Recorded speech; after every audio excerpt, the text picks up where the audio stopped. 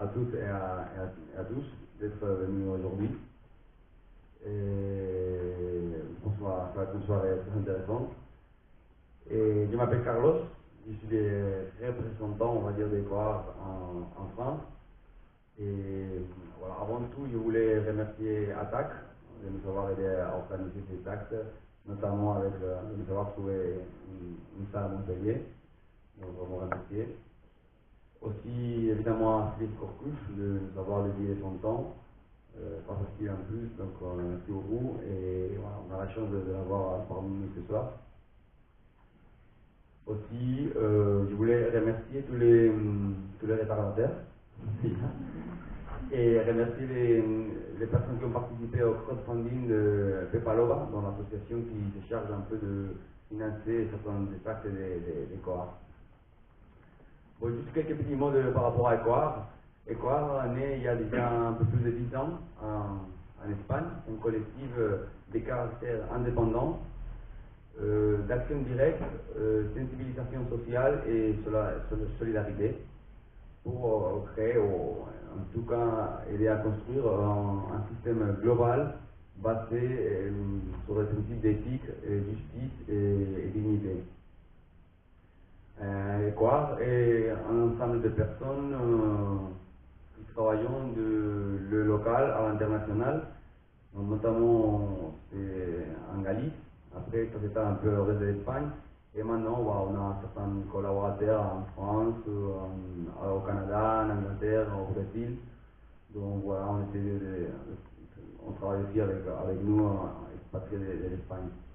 Et du coup, on travaille pour faire face aux injustices et aux problèmes globaux, toujours depuis une perspective, on va dire, basée sur un triangle d'idées, très important, des principes très importants pour nous, donc l'écologisme, l'anticapitalisme et le respect des droits de l'homme. Donc voilà un peu ce qui pourrait être Ecoar, donc ça va être une petite feuille là qui explique un peu plus. Après, pour contextualiser un peu cette conférence, le titre donc Critique des médias et émancipation dans le monde actuel, c'est le 6e des actes des journées de communication pouvoir et contre-pouvoir qui ont démarré en Espagne il y a un mois, à Santiago de Compostela, puis Vigo, La Coruña, Madrid, à Montréal et aujourd'hui à Montpellier, c'est la dernière. Et ces 10 journées, donc, qu'on avait pour but d'analyser la relation entre les médias, les pouvoirs politiques et les pouvoirs financiers, notamment les transactionnels. Et en même temps, aussi, voir comment construire, comment articuler pour construire un contre-pouvoir à travers un discours alternatif et une culture qui permette l'émancipation de la population. Donc voilà, on va faire la conférence environ 50-55 minutes. Après, on aura le temps de pouvoir, 20-25 minutes selon, de pouvoir échanger un peu en une sorte de débat, en forme de questions. Ça va être aussi très riche. Donc voilà, je vous laisse avec Philippe Corcouche, donc professeur de sciences politiques de l'Institut d'études de Lyon, l'étude politique de Lyon, et prof de sociologie aussi à l'organe de laboratoire Service de l'Université de Paris SCAP, et membre aussi du comité scientifique de l'ATTAC. Donc voilà, merci d'être venu, merci Philippe, et je te laisse la parole. Bonsoir, merci. Je vais essayer d'aborder la question de la critique des médias avec les ressources qui sont ceux de mon métier, c'est-à-dire que je fais de la recherche et j'enseigne en sociologie politique et en philosophie politique. Donc ce sera 2 ressources, et puis en même temps, donc, je suis militant intermondialiste et je suis aussi militant libertaire puisque je suis membre de la Fédération anarchiste. Les médias ont conquis une place élargie dans nos sociétés, sous l'emprise d'entreprises capitalistes de plus en plus concentrées à l'échelle internationale, avec une diffusion de stéréotypes qui sont associés aux logiques dominantes de cette société. Et c'est pour ça que la critique radicale des médias apparaît nécessaire. En même temps, si la critique des médias veut rester en phase avec un horizon d'auto-émancipation individuelle et collective, c'est-à-dire que c'est les individus et les groupes eux-mêmes qui s'émancipent, qui ne sont pas émancipés par d'autres, elle ne peut pas s'inscrire dans la logique des dénonciations les plus courantes des médias, qu'on trouve d'ailleurs dans les milieux antilibéraux, altermondialistes, radicaux et libertaires aujourd'hui. Et donc en fait je vais essayer d'explorer ici une piste paradoxale, c'est qu'une critique des médias est nécessaire, mais une autre critique des médias, plus nuancée, plus soucieuse des complications de la réalité, et qui puise notamment des ressources dans les sciences sociales critiques contemporaines. Et donc, ça va s'inscrire d'une certaine façon en rupture avec la critique des médias la plus populaire dans les milieux critiques et radicaux. Quand il y a une difficulté, une explication simple et rassurante intervient dans les milieux militants radicaux, c'est la faute aux médias. C'est une formule dans laquelle se mêlent souvent différents accents, des accents conspirationnistes dans la vision des médias qui émettent les messages, et une vision misérabiliste dans la façon de considérer les récepteurs des messages qui seraient dominés, qui seraient aliénés par ces messages. Se profile dans cette critique courante des médias, que j'appelle d'ailleurs par provocation la pensée monde diplôme, en référence, disons, à un des journaux les plus lus dans ces milieux critiques et radicaux, le Monde diplomatique. On trouve dans cette dénonciation courante des médias des formes de simplification de la critique sociale qui rencontrent, disons, trois écueils qu'on va voir par la suite. Une surévaluation de l'effet direct des logiques économiques, ce qu'on peut appeler un économisme, une focalisation sur les manipulations cachées de quelques puissants, le conspirationnisme, et un oubli du rapport social émetteur-récepteur au profit d'une toute-puissance de l'émetteur qui, finalement, contrôlerait complètement les récepteurs, ce que j'appellerais misérabilisme. Ce type de posture, très courante dans nos milieux critiques, dans nos milieux militants critiques, avec ses impensés, pourrait contribuer à nous empêcher de repenser la question de l'émancipation au XXIe siècle. Et donc ça suppose de s'en démarquer en essayant de casser le lien qui est établi à la fois par certains radicaux et par certains conservateurs du lien entre radicalité et manichéisme, comme si la radicalité, ça signifiait le manichéisme. Au contraire, pour moi, la radicalité, ça signifie la complication. Bon. Je reviens à l'étymologie du mot radical, c'est saisir les choses à la racine. Et la racine des problèmes dans les sociétés humaines sont compliquées, plurielles, emmêlées. Donc elles ne sont pas du tout simples. Alors j'aurai deux grandes parties, en fait, des critiques radicales des médias qui nourrissent en partie cette dénonciation ordinaire, et je vais voir leurs apports, elles ont des apports et des limites, et après je verrai une série de ressources pour critiquer autrement les médias, ce qu'on a l'habitude. Trois sources intellectuelles souvent alimentent les dénonciations les plus courantes des médias dans les milieux radicaux, altermondialistes, libertaires, la théorie critique de ce qu'on a appelé l'école de Francfort, la critique situationniste de la société de spectacle et la mise en cause de la propagande médiatique par Noam Chomsky sont trois des sources intellectuelles les plus importantes pour critiquer les médias, encore aujourd'hui. Donc je vais essayer de passer en revue leurs points forts et les écueils de ces trois types de perspectives. Premier point, la critique des industries culturelles par Theodor Adorno et Max Horkheimer. Ce qu'on a appelé l'école de Francfort a ouvert des terrains assez passionnants à la théorie critique dans une filiation d'un marxisme hérétique, utilisant des ressources de la philosophie et des sciences sociales à partir des années 1920-1930 en Allemagne, puis aux États-Unis avec l'exil de ses principaux animateurs à cause du nazisme. C'est notamment la voie amorcée par Theodor Adorno et Max Horkheimer dans leur livre La dialectique de la raison. C'est un livre publié aux États-Unis d'abord en 1944, où Adorno et Horkheimer, donc deux des maîtres de ce qu'on appelle la théorie critique de l'école de Francfort, proposent une auto-réflexion critique des Lumières, les Lumières du XVIIIe siècle, c'est-à-dire saisir au moyen des ressources de la raison critique les impensés et les usages oppresseurs de la rationalité instrumentale qui est associée à l'histoire de la raison, pour justement préserver l'horizon émancipateur de la raison. Donc, en fait, c'est l'autoréflexion critique de la raison sur elle-même, pour essayer de voir ses impensés, ses problèmes. Ça, c'est une des grandes forces de cette théorie critique de l'école de Francfort. Il y a un aspect plus localisé, mais qui a davantage marqué la critique philosophique et sociologique des médias. C'est un des chapitres de la dialectique de la raison qui a amorcé l'analyse de ce que Adorno et Horkheimer ont appelé les industries culturelles. De ce chapitre que datent beaucoup de critiques, disons, économiques des médias autour de la notion d'industrie culturelle. Pour Adorno et Horkheimer, bon, ils sont dans leur exil américain au début des années 40, ils analysent les magazines, le cinéma et la radio. Il n'y a pas encore la télévision qui est analysée. Et ils analysent à travers les magazines, le cinéma et la radio, l'industrialisation et la marchandisation de la culture, dans une logique de production capitaliste du profit. Ce qui conduit à deux choses pour eux, une standardisation des messages et une soumission plus grande aux stéréotypes socio-dominants.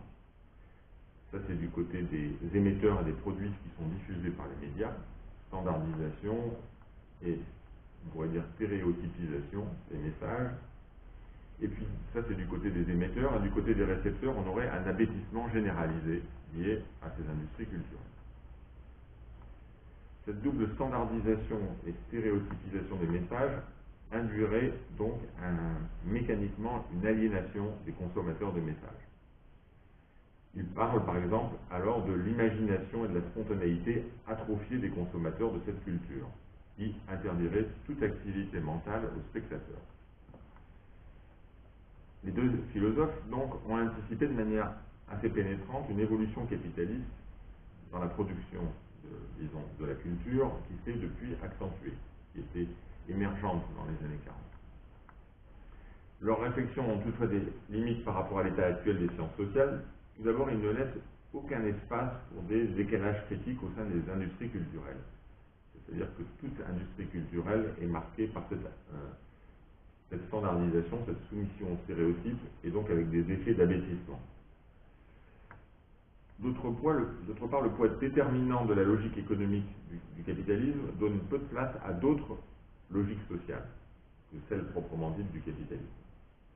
Enfin, les comportements des récepteurs des produits culturels sont ignorés, puisque les récepteurs sont considérés a priori comme passifs, c'est-à-dire que le message se diffuse et ça rentre comme dans du beurre. Et donc ça rentre dans la tête des gens et donc ils sont aliénés. Ils n'ont aucune autonomie. Donc, en particulier, du côté des publics populaires, on a ce qu'on appelle en sociologie aujourd'hui un certain mépris misérabiliste ou domino-centré dans le rapport au public populaire, donc supposé pour faire d'une adhésion quasi mécanique, voire animale, aux logiques culturelles dominantes, sans aucune résistance.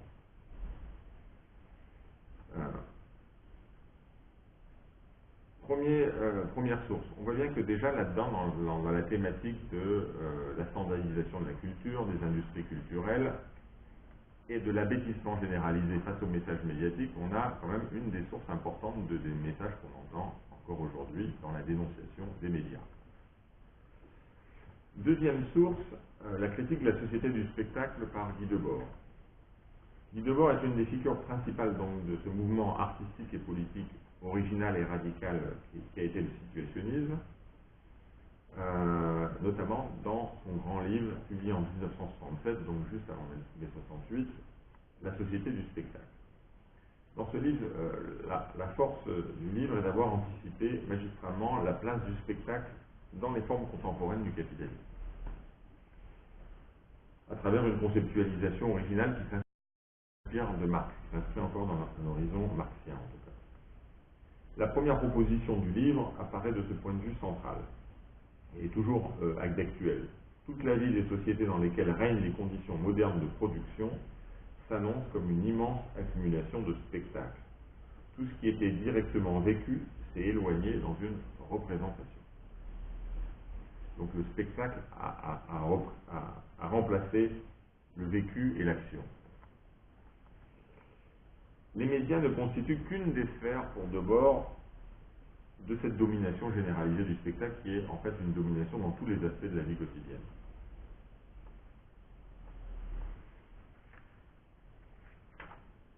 Alors, le premier écueil de cette perspective situationniste qui est éclairante par certains côtés est de faire du spectacle l'axe principal, ou presque le seul, autour duquel se referme le système capitaliste dans les conditions contemporaines.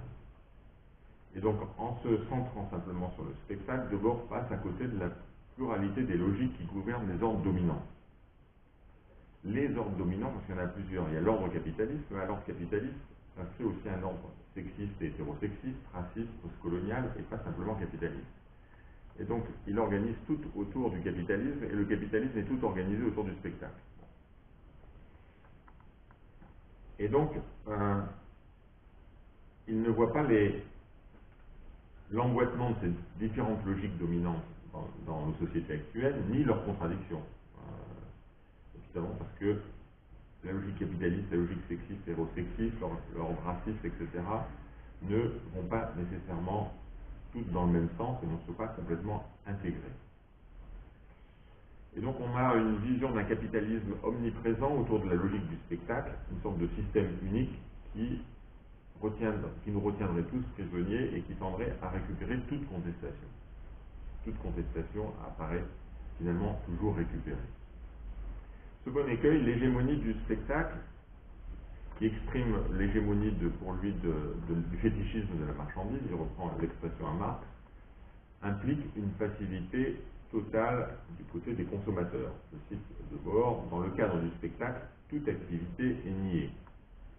Et une aliénation généralisée. Debord parle, je cite, de l'aliénation du spectateur au profit de l'objet contemplé. Ajouté à la cohérence du capitalisme spectaculaire, cette toute-puissance de son emprise tend à rendre pratiquement impossible l'auto-émancipation, pourtant proclamée par ailleurs par Debord, sur la base de la figure historique qu'il reprend à l'époque, qui est les conseils ouvriers révolutionnaires.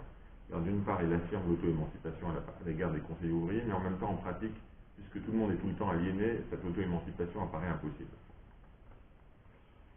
Ce paradoxe de Debord a été bien mis en évidence par un grand philosophe contemporain, toujours vivant, Jacques Rancière, dans son ouvrage « Le spectateur émancipé », qui date de 2008. Rancière a bien prolongé cet éclairage de manière pénétrante dans un entretien qui a un peu suivi la publication du livre. Je cite un long passage très éclairant de cet entretien avec Rancière de 2008. On peut comprendre à partir de là comment le situationnisme est devenu ce qu'il est devenu de nos jours dans sa version banalisée comme critique du consommateur démocratique abruti par les médias. C'est ce qu'on a vu d'une certaine façon. Ce qu'il y a derrière ce stéréotype du consommateur démocratique abruti par les médias, c'est la manière dont toute la tradition critique marxiste révolutionnaire a absorbé un certain nombre de présupposés inégalitaires. C'est-à-dire que finalement les critiques, voulant critiquer l'inégalité, ont intégré d'une certaine façon une logique inégalitaire aussi. Sans s'en apercevoir. Il y a les actifs et il y a les passifs, il y a ceux qui regardent, il y a ceux qui savent, ce qui en gros revient à dire, il y a ceux qui sont capables, il y a ceux qui sont incapables. À partir de là, nous dit Rancière, il y a plusieurs stratégies possibles. Première stratégie, on pense qu'il faut qu'une avant-garde réunisse les gens capables pour mettre dans la tête des incapables les moyens de s'en sortir. Ça c'est une vision assez classique de toutes les avant-gardes révolutionnaires, mais ça peut être une tentation, moi qui suis membre d'Attaque, aussi d'Attaque. C'est l'idée, le système met les mauvaises idées dans la tête des gens, et les gens intelligents comme nous, à Attaque, on va mettre les bonnes idées dans la tête des gens à la place des mauvaises. Ou bien, dit-il, ce serait une évolution de certains situationnistes aujourd'hui plus mélancoliques et plus à l'écart de la politique, ou bien on prend la position du grand seigneur désenchanté qui constate qu'effectivement le moment de l'action est passé, et plus rien n'est possible, et que désormais ces contemporains sont voués à mariner indéfiniment dans le spectacle. Donc c'est plutôt un spectacle mélancolique, on voit tous ces abrutis baignés dans le spectacle, on ne peut rien y faire, mais nous on est au moins conscients qu'ils sont des abrutis. Voilà. C'est une certaine évolution du situationnisme. Ainsi, chez Debord, une difficulté majeure vient fragiliser la perspective auto-émancipatrice affichée. C'est-à-dire qu'à la fois, c'est les opprimés eux-mêmes qui peuvent s'émanciper, mais en même temps, il semble qu'ils ne le peuvent pas. Deuxième perspective qui nourrit beaucoup encore aujourd'hui, la perspective de la dénonciation ordinaire des médias. Troisième perspective, c'est la plus connue, sans doute, le modèle de propagande chez Chomsky. C'est un modèle moins affiné théoriquement que l'école de Francfort ou que le situationnisme de Debord.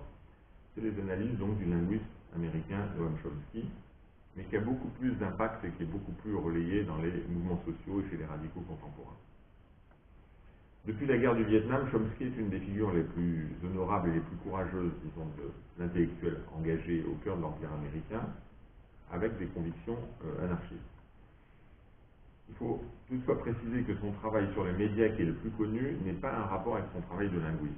Ça n'a rien à voir. C'est-à-dire que, en fait, la linguistique de Chomsky, c'est une linguistique théorique qui ne fait pas de l'analyse de discours, et donc on croit que parce qu'il analyse les discours des médias, ça a un rapport avec son travail de linguiste, pas du tout. Ça n'a aucun rapport. La critique des médias est une critique en fait directement politique, pas linguistique. Le livre le plus important sur les médias est un livre écrit avec un économiste, Edward Herman, La fabrication du consentement, Manufacturing Consent, qui date de 1988. Après, il y a beaucoup de petits livres, etc., qui répètent ce livre, mais c'est l'élément principal. Donc les auteurs y dessinent un modèle de propagande qui est centré sur le cas américain, je cite, selon lesquels les médias américains jouaient le rôle de serviteurs et de propagandistes des puissants groupes qui les contrôlent. C'est ça le cœur du modèle de propagande. L'analyse de Chomsky et d'Herman rend bien compte du mouvement de concentration capitaliste dans le secteur des moyens de communication à l'échelle internationale. Cependant, là aussi, l'analyse rend compte des limites car elle tend à unifier la réalité autour d'un double schéma. Une pente économiste, c'est-à-dire les contraintes économiques imposant directement leurs lois aux pratiques journalistiques, et des tonalités conspirationnistes, supposant des manipulations menées dans l'ombre par les puissants. La prédominance d'une logique économique structurelle d'une part et le poids principal d'intentions masquées d'autre part, ce sont deux fils qui se croisent dans le livre, s'épaulent parfois l'un l'autre alors qu'ils sont théoriquement porteurs de contradictions. Ils ne sont pas nécessairement dans la même logique. C'est une contradiction entre un impersonnel, le système qui s'impose aux intentions des acteurs, et puis une autre logique qui est que des volontés personnelles masquées s'imposent la réalité et la façonnent. Ce sont deux formes différentes. Un système impersonnel qui impose sa règle, et puis des manipulations personnelles qui imposent leur règle à la réalité. Ce sont deux logiques qui s'entremêlent de manière pas très cohérente chez Chomsky et Herman, mais qui structurent en partie le livre. On voit au début du premier chapitre de l'ouvrage une expression qui caractérise ainsi le modèle de propagande avec une hésitation entre ces deux modèles d'analyse. Il définit ainsi le modèle de propagande en disant que c'est le cadre général de la manipulation et les biais systématiques qui en résultent. Les biais systématiques s'inscrivent plutôt dans une logique structurelle qui agit indépendamment de la conscience des individus et qui s'impose à eux, comme la structure du capitalisme par exemple, alors que le mot manipulation penche du côté de la primauté des volontés conspirationnistes. Dans l'introduction de 88 au livre, Chomsky et Herman récusent pourtant tout lien avec les théories du complot. Pourtant, on peut y déceler ce que j'appelle un conspirationnisme soft, qui constituerait une des deux trames narratives principales avec l'économisme de leur ouvrage. Pourquoi je parle de trame narrative? Une trame narrative, c'est une façon de raconter des histoires, en fait. C'est une façon stéréotypée de lier des personnages, des événements et des faits dans un récit. Alors, je donnerai quelques exemples de cette trame narrative conspirationniste qu'on trouve à différents moments du livre, quelques phrases. Je cite: « Les puissants sont en position d'imposer la trame des discours, de décider ce que le bon peuple a le droit d'entendre ou de penser et de gérer l'opinion à coup de campagne de propagande. » Deuxième phrase que j'ai retenue: « Les médias à l'unisson et conformément aux priorités des élites faisaient en sorte qu'on ne puisse situer l'intervention américaine dans son contexte réel, s'intéresse beaucoup à la question de la politique étrangère des États-Unis, supprimant systématiquement tout ce qui rendrait compte de l'extrême violence et de l'agression américaine et donnant des sandinistes la plus mauvaise image possible. On parle du Nicaragua. La propagandiste ne peut révéler les intentions réelles de l'autorité pour laquelle il agit. La propagande doit au contraire couvrir ses projets comme un voile masquant l'intention véritable. Là, on a en cœur d'une vision conspirationniste.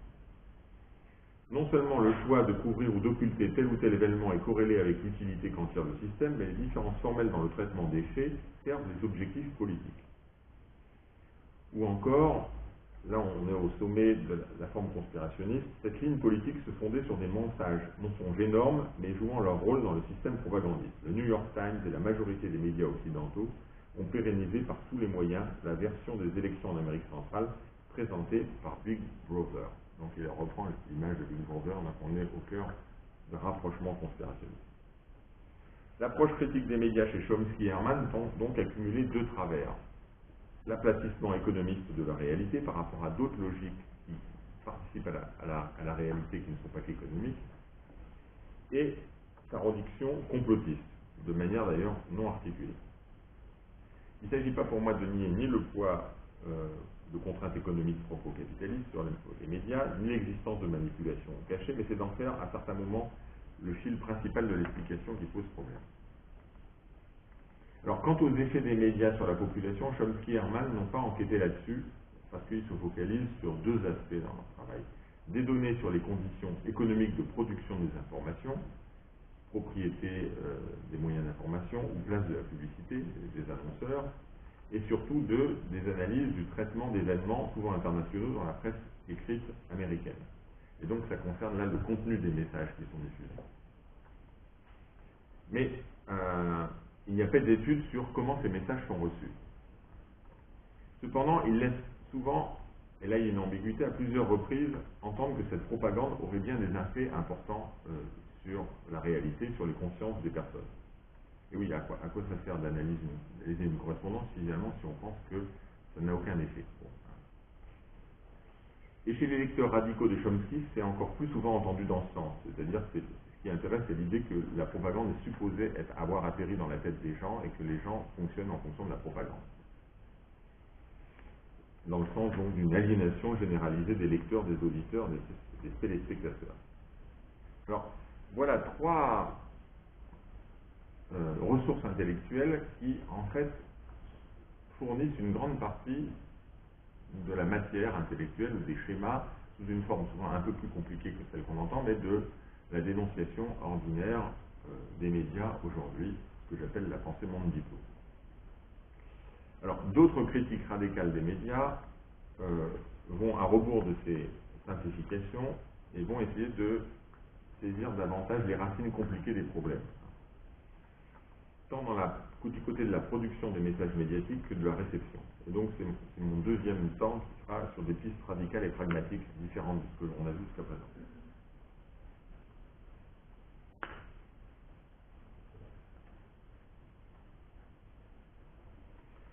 Donc si on considère que les racines des dominations sociales sont emmêlées, qu'il y en a plusieurs, la radicalité de la critique appelle une attention à la pluralité des tendances qui sont à l'œuvre dans la réalité, plutôt qu'à une vision uniforme de la réalité.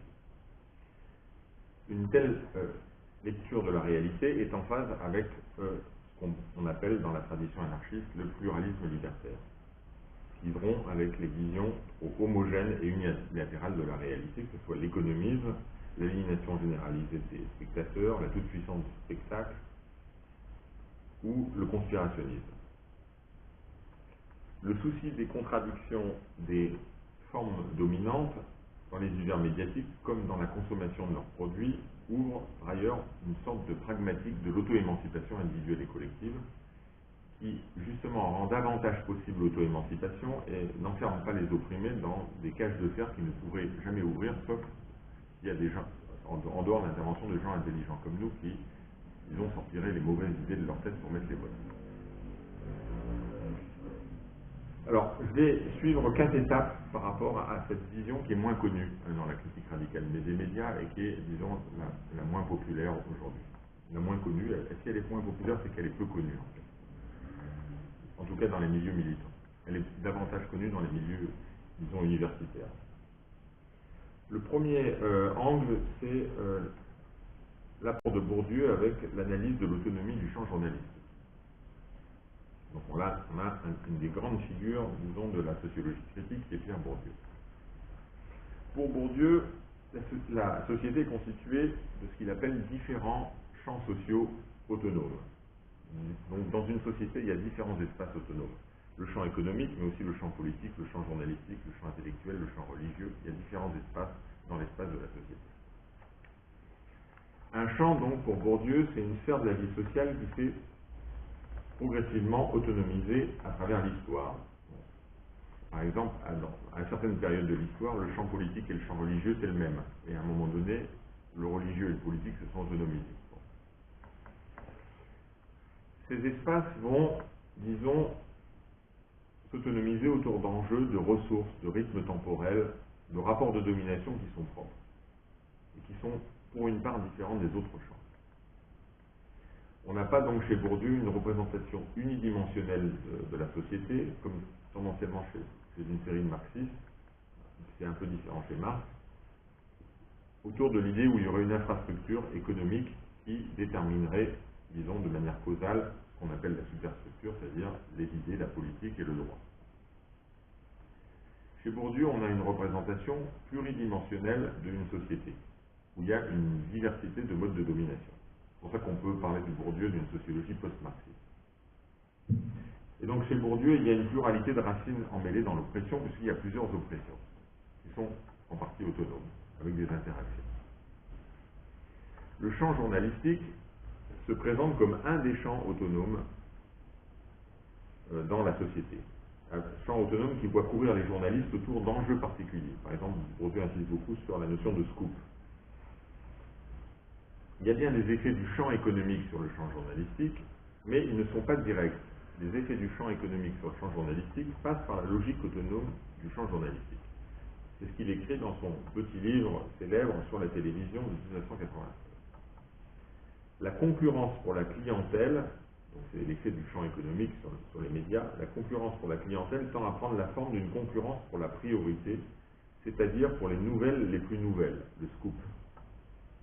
La contrainte du marché ne s'exerce que par l'intermédiaire de l'effet de champ. La contrainte du marché ne s'exerce que par l'intermédiaire de l'effet de champ.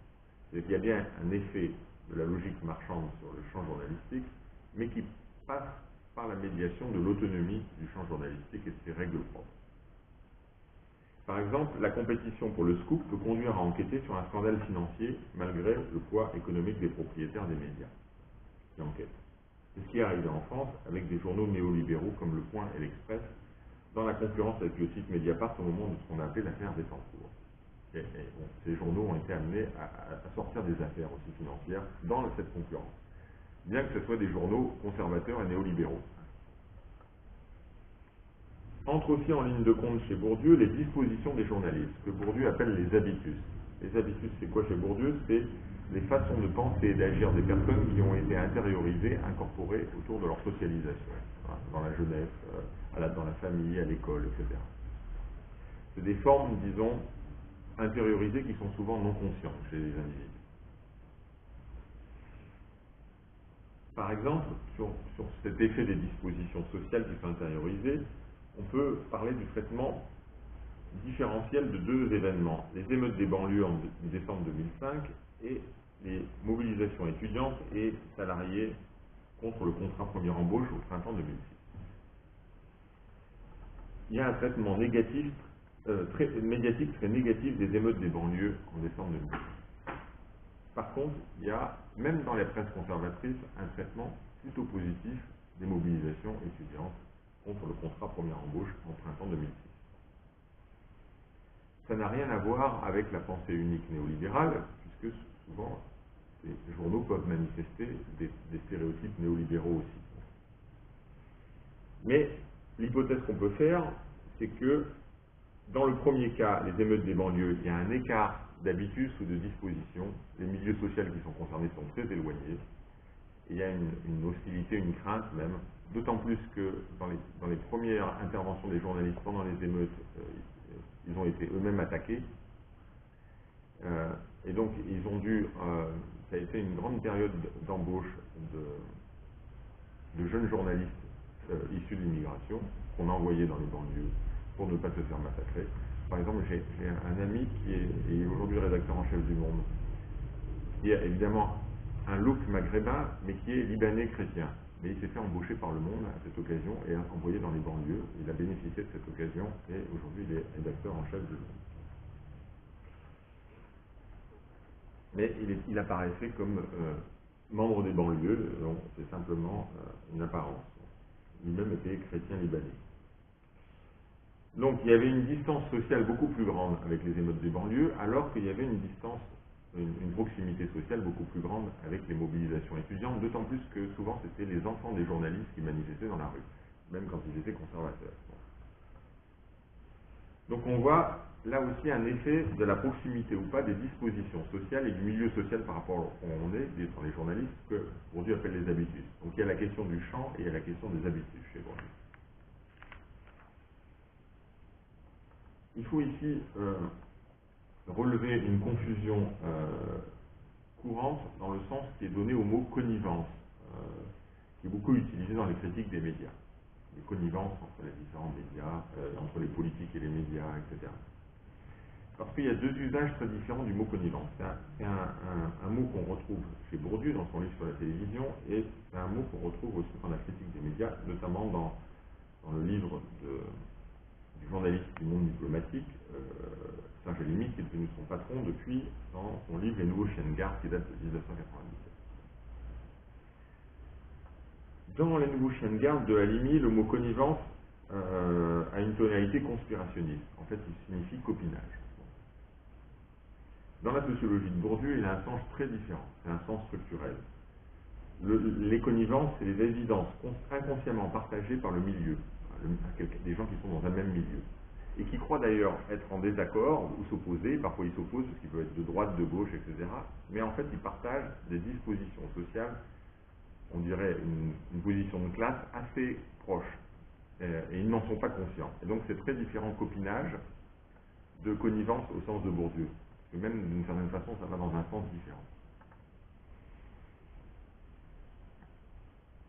Voilà pour un premier aspect qui affine l'analyse à partir de la sociologie, disons, du champ journalistique chez Bourdieu. Le deuxième aspect, peut-être apparaîtra plus compliqué, il est plus nouveau dans ma construction des médias, donc c'est plus expérimental pour moi, c'est la tension entre un autre aspect de la sociologie de Bourdieu et un des pionnier de la sociologie française qui est souvent méconnu aujourd'hui, qui s'appelle Gabriel Tarde. Et donc c'est autour de la critique de l'opinion publique. Alors je vais essayer de mettre en tension la sociologie critique de Bourdieu sur l'opinion publique, qui est un autre aspect de son travail, et ce pionnier de la sociologie française qui est, disons, quelqu'un de la fin du XIXe siècle, Gabriel Tarde. Il est de la même période que celui qui a dominé la sociologie, le début de la sociologie française, qui est Émile Durkheim, mais comme Durkheim a réussi à dominer l'espace, le nom même de Tarde a disparu quasiment. Hein, sauf, disons, en Allemagne, aux États-Unis, etc., où il est beaucoup plus connu, mais en France, bien que ce soit un sociologue français, il avait quasiment disparu, et on réédite ses livres aujourd'hui depuis, disons, une quinzaine d'années.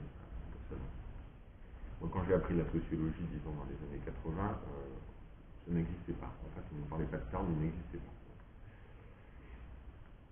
Il était pourtant professeur au Collège de France, à l'époque, à son époque. Donc, je vais m'arrêter sur un aspect plus ambivalent de la sociologie critique de Bourdieu que la critique du champ journalistique, c'est sa critique de l'opinion publique, qui est assez connue aussi, notamment à cause d'un texte célèbre qui s'appelle « L'opinion publique n'existe pas ». Alors je dis, c'est plus ambivalent puisque Bourdieu emprunte sur cette question des schémas élitistes qui puisent dans Platon, donc dans la philosophie grecque antique. Alors ça va nous faire revenir à Platon. Dans la République de Platon,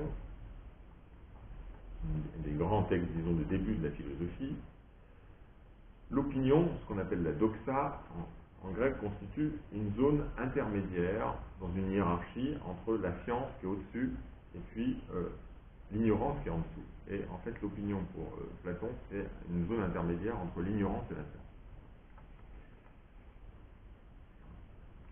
La science, c'est ce qui se rattache, dit Platon, à l'immuable, à l'immortel, à la vérité, et puis il y a l'ignorance. Et l'opinion entre les deux, c'est pas une totale ignorance, c'est une façon de voir qui juge sur les apparences. En fait, évidemment, c'est une vue assez négative, hein, puisqu'elle prétend juger quand même, elle n'est pas complètement ignorante, mais elle se focalise sur les apparences. Et donc, l'opinion, c'est quelque chose qui est plus obscur que la science, nous dit Platon, mais plus clair que l'ignorance. Et donc, il y a une hiérarchie entre la science et l'opinion. La science est au-dessus, l'opinion en bas. Cette hiérarchie entre la science et l'opinion est redoublée par une hiérarchie qu'on retrouvera après dans la théologie chrétienne, entre l'intelligible et le sensible. C'est-à-dire l'intelligible, ce qui passe par la raison, est au-dessus, et le sensible, ce qui passe par le corps, est en dessous. Bon. C'est les émotions, etc. Ça, c'est en dessous. Cette double hiérarchie, science-opinion et intelligible-sensible, est intriquée elle-même dans une hiérarchie sociopolitique, qui est opposée à la cité démocratique. Il faut savoir que Platon est contre la démocratie, hein, qui a existé à son époque. Et donc, la domination de l'opinion et des sens, du corps, du sensible, c'est le cas des hommes pratiques, ceux qui sont en dessous dans la cité. C'est la caste, disons, dans la cité qui est la moins valorisée. Et ces hommes pratiques sont opposés aux philosophes qui sont, eux, situés au-dessus et qui sont du côté de l'intelligence et de la connaissance.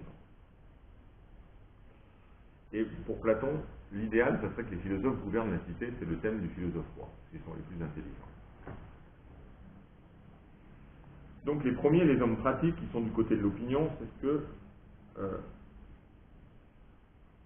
Platon appelle les philodoxes, c'est-à-dire des faux philosophes, hein, des philosophes qui sont dans la doxa, donc dans les apparences, philodoxes. Et puis, seuls les philosophes auraient vocation à gouverner la cité idéale à travers la figure du philosophe roi. Alors justement, en 1972, Bourdieu publie un article qui s'appelle « Les doxosophes ».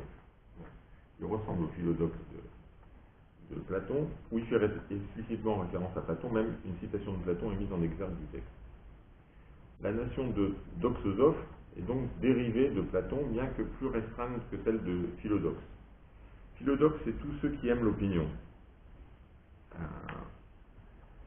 Et alors que le doxosophe, pour Bourdieu, voilà comment il est défini. Le doxosophe, comme aurait dit Platon, spécialiste de la doxa, opinion et apparence, savant apparent et savant de l'apparence, bien fait pour donner les apparences de la science sur un terrain où les apparences sont toujours pour l'apparence. C'est du Bourdieu.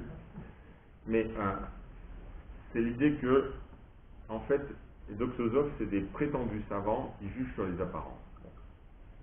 Et ça vise, à son époque, les spécialistes de la science politique, donc, notamment les gens comme moi, les professeurs de sciences politiques, et les utilisateurs des sondages et les praticiens des enquêtes d'opinion.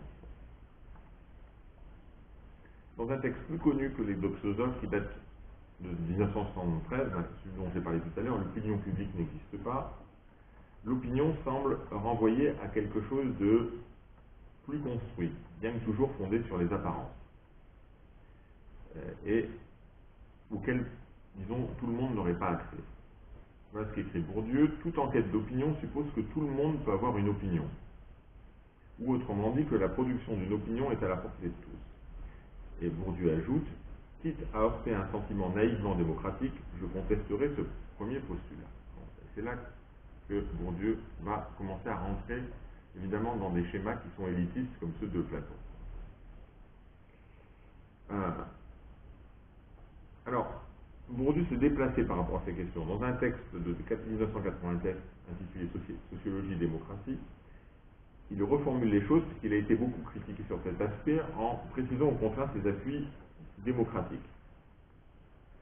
Et il ne critique pas la possibilité que tout le monde puisse avoir des opinions, mais il va mettre l'accent sur ce qu'il appelle l'illusion sur la démocratie, ce consiste à oublier qu'il y a des conditions d'accès à l'opinion publique constituée et exprimée. C'est-à-dire qu'il faut des conditions sociales pour construire une opinion, et donc, disait-il, il faut démocratiser les conditions économiques et culturelles de l'accès à l'opinion publique. Donc, dans une logique de démocratisation. On n'est plus complètement dans l'idée qu'on a une caste de personnes qui n'ont jamais accès à la science et des gens qui sont que dans l'opinion. L'enjeu aujourd'hui, il me semble, c'est de récupérer les aspects critiques de la sociologie de Bourdieu sur l'opinion publique dans une pensée démocratique, tout en essayant de se débarrasser des aspects élitistes qui sont inspirés de cela. Alors ici, pour faire ça, il y a cet auteur qui peut être intéressant, qui a été oublié, qui est Gabriel Tarde. Gabriel Tarde publiait en 1901 un livre qui s'appelle L'opinion et la foule. Et Tarde explore de manière originale la question de l'opinion au tout début de l'essor du journalisme.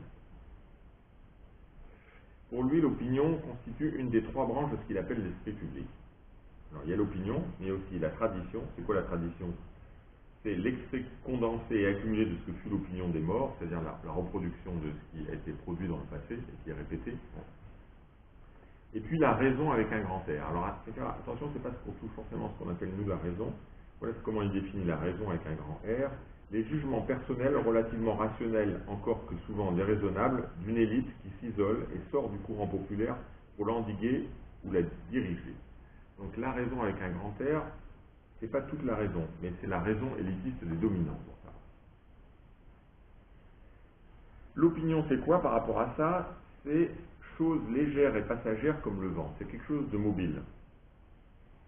C'est-à-dire, je cite encore Tarde, un groupe momentané et plus ou moins logique de jugements qui, répondant à des problèmes actuellement posés, se retrouvent reproduits en de nombreux exemplaires dans des personnes du même pays, du même temps, de la même société. C'est quelque chose qui bouge, qui n'est pas forcément structurel, qui se reproduit et qui peut varier. Par exemple, à un moment donné, la presse sort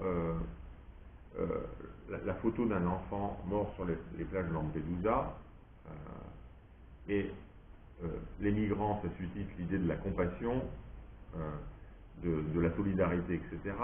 Et puis, il y a l'affaire des viols ou supposés viols en Allemagne par des migrants, et migrants, ça veut dire violeurs. Les mêmes personnes peuvent circuler un mois après d'une opinion à une autre. C'est très mobile. Ça n'a pas la systématicité, etc. C'est des formes assez mobiles qui passent notamment Tarde par la conversation ordinaire. Donc, dans l'opinion, c'est pas complètement contraire à la raison, au sens de la raison avec un petit r minuscule. Même si c'est pas la raison élitiste, la raison, disons, des élites. Un des canaux principaux de l'opinion pour Tarde, c'est la conversation. Les conversations ordinaires, entendues pour Tarde comme tout dialogue sans utilité directe et immédiate où l'on parle surtout pour parler, par plaisir, par jeu, par politesse. Donc les conversations ordinaires que vous avez dans la rue, chez le boulanger, entre amis, etc. Quelqu'un qui a bien travaillé là-dessus, c'est un chercheur en communication qui est américain et israélien, qui est Elihu Katz, qui a beaucoup travaillé sur Tarde, et qui a beaucoup insisté sur l'importance de cette notion de conversation pour éclairer sociologiquement la question de l'opinion. Katz écrit par exemple, la conversation est une clé pour comprendre la différence entre l'actif et le passif.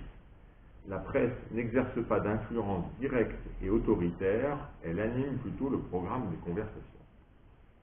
La presse n'exerce pas d'influence directe et autoritaire, elle anime plutôt le programme des conversations.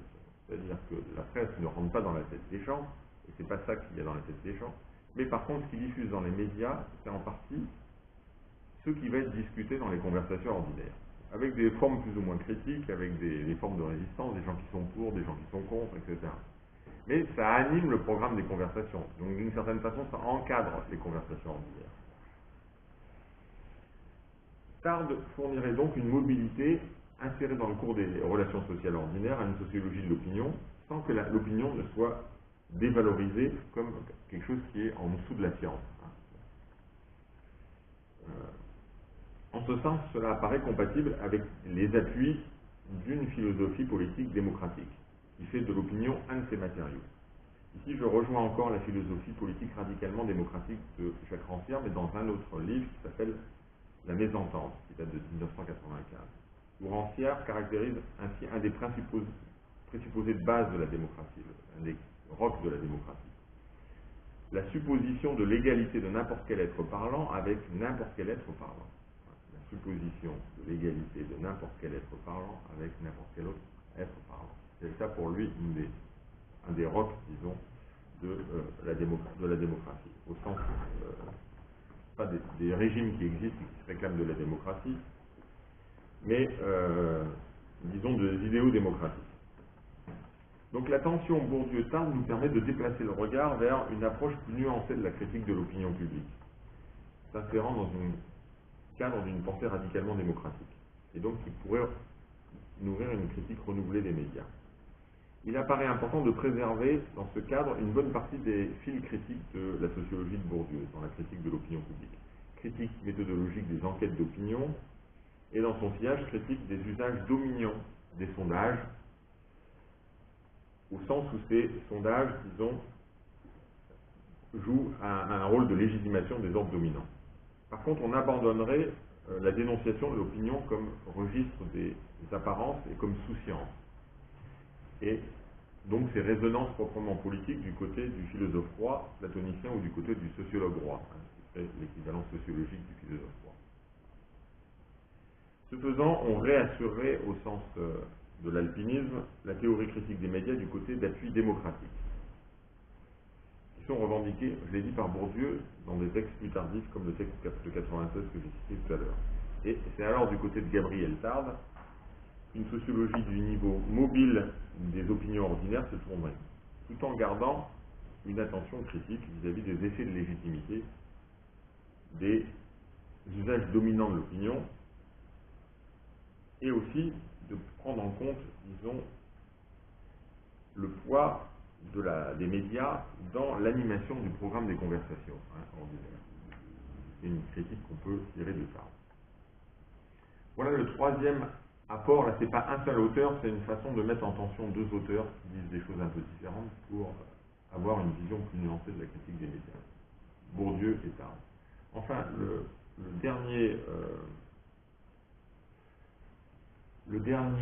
auteur va concerner les études de réception. Et il s'appelle Stuart Hall, c'est un Britannique. On l'a vu jusqu'à présent, Adorno, Horkheimer, Debord, Chomsky, et même le plus souvent chez Bourdieu, on s'est focalisé le plus souvent dans la critique des médias sur ceux qui émettent les messages. Mais en fait, on ne s'est pas intéressé à ceux qui les reçoivent. Et donc on est passé à côté du fait que la communication, c'est une relation sociale entre un émetteur et un récepteur, en se focalisant sur l'émetteur. Ce qui fait que pendant longtemps, même les sciences sociales, mais l'analyse des médias ne s'est pas intéressée aux récepteurs. Ou du moins, quand il y intéressait, elle faisait comme s'il suffisait d'analyser l'émetteur pour comprendre ce qu'il y avait dans la tête des récepteurs, puisque ça rentrait comme dans du beurre, parce que les gens avaient ça dans la tête immédiatement. Et donc on tirait automatiquement de l'émission de messages stéréotypés l'idée que ces messages étaient partagés par les gens qui les recevaient. Et comblant cette lacune, ce qu'on va appeler des études de réception, notamment des études de réception de la télévision, vont se développer à l'échelle internationale au cours des années 1980. Les éléments théoriques commencent à partir des années 70, mais ça se développe vraiment à partir du début des années 80, sous l'impulsion de ce qu'on a appelé les cultural studies, les études culturelles qui au départ sont britanniques et après vont devenir, on pense souvent que c'est américain, mais au départ c'est britannique, et vont devenir internationales parce que ça va être repris aux États-Unis.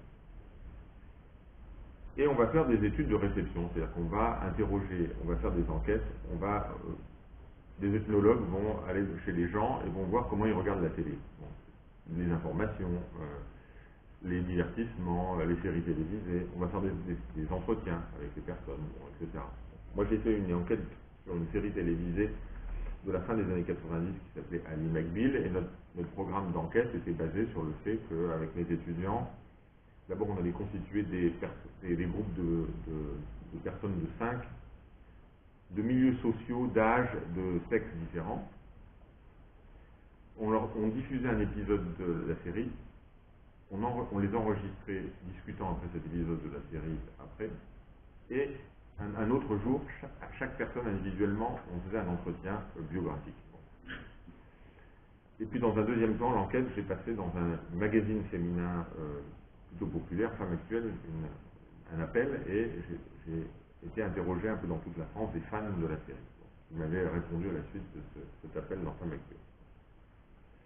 Donc voilà à peu près qu'est-ce qu'on peut appeler des études de réception. Donc, à partir du début des années 1980, sous l'impulsion de ces culturels studies britanniques, on a développé des études de réception. Or, ces études de réception ne vont pas dans le sens des analyses critiques qu'on avait auparavant, tirées de Adorno, Horkheimer, de Chomsky, etc., ou de Debord. En fait, les téléspectateurs, quand il s'agit de la télévision par exemple, révélés par ces études de réception, en fait, tendent à filtrer les messages qu'ils reçoivent. Ils les filtrent en fonction de leur groupe social d'appartenance, de leur genre, de leur génération et de différentes dimensions, disons, de leur parcours biographique. Et ils manifestent des capacités critiques variables, plus ou moins importantes, mais rarement complètement nulles, comme c'est le modèle habituellement, disons, des théories critiques. La propagande n'aurait ainsi pas les effets nécessaires et univoques souvent postulés par la critique manichéenne des médias. Parce qu'en fonction des groupes, ce n'est pas forcément le même message qui est reçu.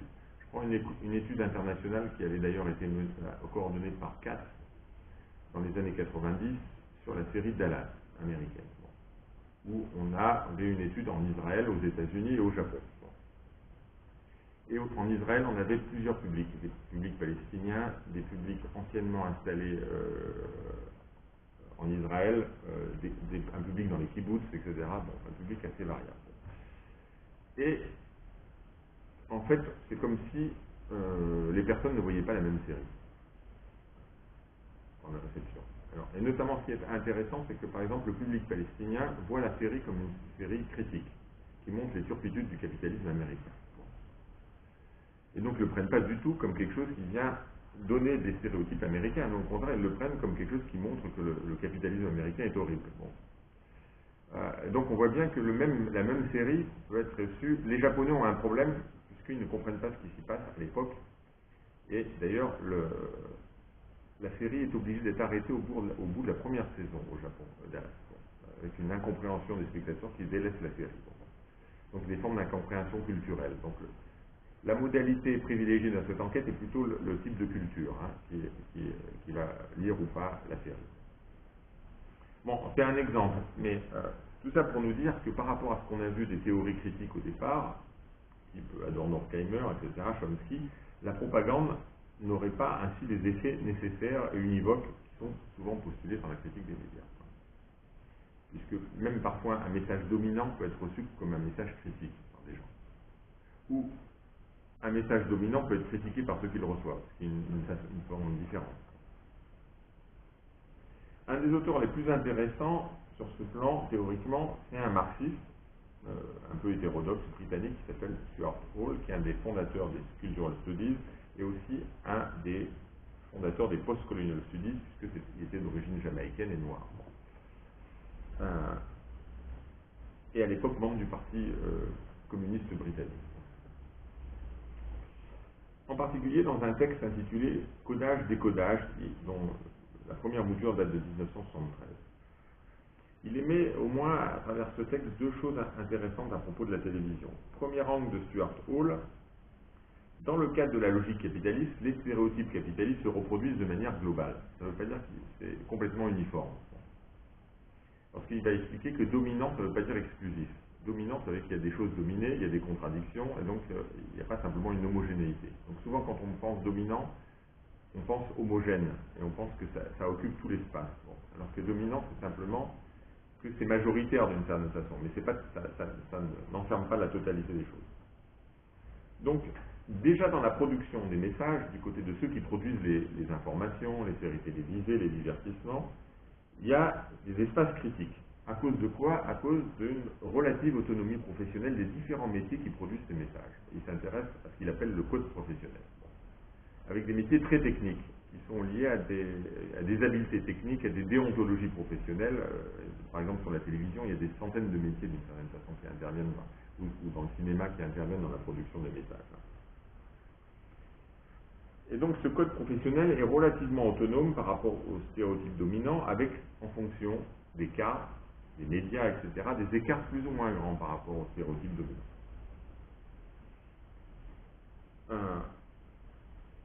Pour les cinémas, ça concerne, on se centre souvent sur les réalisateurs, mais parce que c'est eux qui orchestrent un peu au niveau du cinéma, mais il y a les scénaristes, et il y a toute une série de métiers techniques pour les films. Pour les séries télévisées, il y a tous ces métiers techniques aussi, mais dans les séries télévisées, le créateur de la série n'est pas le réalisateur qui change souvent d'épisode à épisode, c'est ce qu'on appelle le créateur, le showrunner en anglais. Bon, c'est celui qui orchestre la série. C'est à cause de ces décalages qu'on peut, parce que ce qui m'a intéressé, j'ai travaillé sur le roman noir et aujourd'hui je travaille sur les séries noires américaines. Bon. On peut observer une portée critique de certaines séries noires américaines aujourd'hui, c'est-à-dire des séries qui s'inscrivent dans la logique critique du roman noir de tradition américaine. Et on a aujourd'hui des séries noires américaines qui sont extrêmement critiques par rapport à la logique du capitalisme, de l'idéologie dominante, etc. Je pense depuis le début des années 2000, The Wire, Southland, Law Winterson, The Killing, The Bridge, True Detective, ou American Crime, la dernière qui est vraiment la plus intéressante, une des plus intéressantes avec The Wire, puisque elle est en fait basée sur l'intersection des dominations, c'est-à-dire entre domination de classe, domination de genre, domination de race. Et c'est des séries produites par le capitalisme américain. On pourrait citer aussi les éclairages critiques intéressants sur les rapports de pouvoir proposés par la série Game of Thrones. Ou dans les domaines des séries de science-fiction, des séries qui sont en cours, les interrogations amorcées sur l'actualité du fascisme dans deux séries de science-fiction qui sont en cours, The Mine in the High Castle, qui est tiré d'un roman de Philip Dick, et The Handmaid's Tale, qui est tiré d'un roman de Margaret Atwood, et qui sert beaucoup de référence aux anti-Trump aujourd'hui.